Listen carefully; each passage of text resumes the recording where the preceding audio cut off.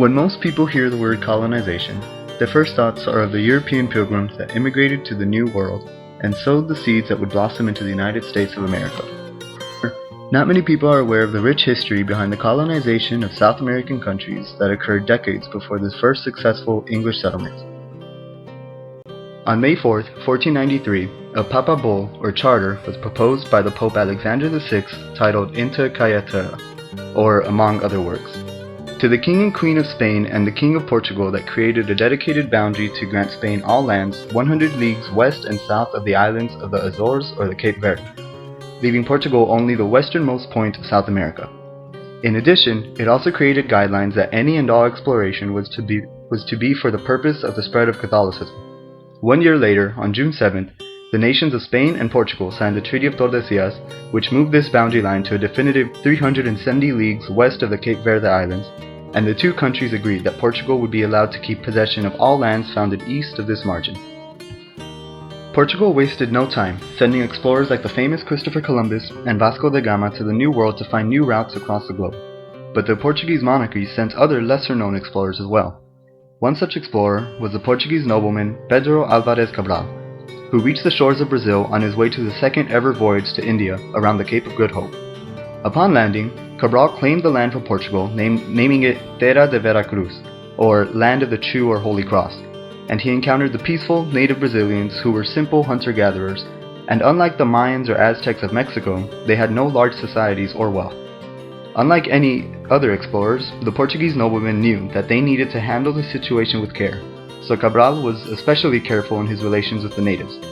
Despite having no translators, he was able to amiably coexist with the natives for about 10 days before setting off to India, his intended target.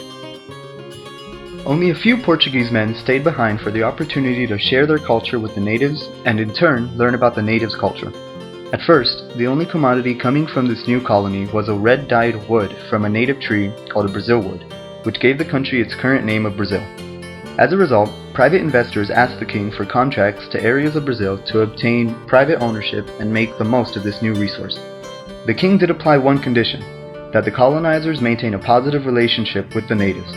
However, this rule was never abided by. When sugarcane became an imperative crop for trading in the 1500s, Portuguese colonizers started to enslave the indigenous people of Brazil.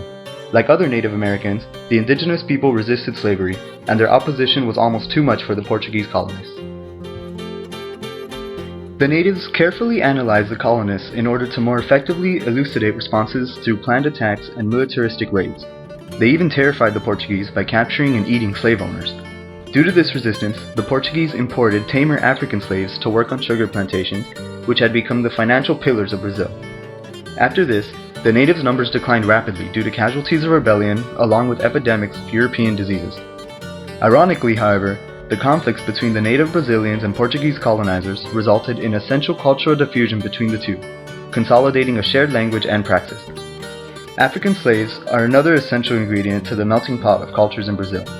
Not only were their genes intermingled with the Portuguese, but escaped African slaves also joined with natives to create communities called quilombos.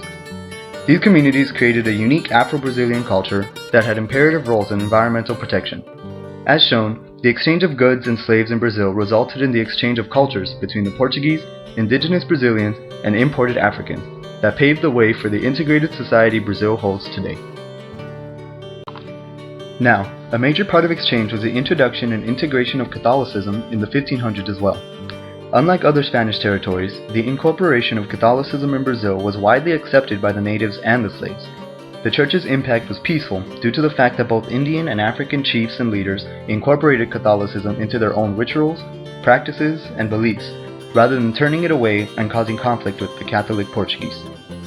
The heritage of slavery, peaceful integration of religion, and mix between all ethnicities has resulted in very little social tensions in Brazil and little to no antagonisms between the rich and poor classes of society. On top of that, Brazil has been subject to almost no intense conflicts throughout its history, for all possessions of land were peaceful, and its most problematic periods were near its early colonization by French and Spanish incursions, and its war with the Paraguay from 1865 to 1870. Not even when Brazil gained its independence from Portugal in 1822 was there any major conflict. And to add to that, there was no civil war when slavery was abolished in 1888. and Brazil was able to ceaselessly become a republic in 1889. The combination of all these factors allowed Brazil to become a cosmopolitan mix due to the miscegenation of the Portuguese colonists, the indigenous Brazilians, the descendants of African slaves, and any other immigrants from several different countries. Now, Brazil is a loose federation with a diverse and unique culture due to the exploration of Portuguese noblemen, the encountering of the native Brazilians, and the exchange of goods, genes, and cultures.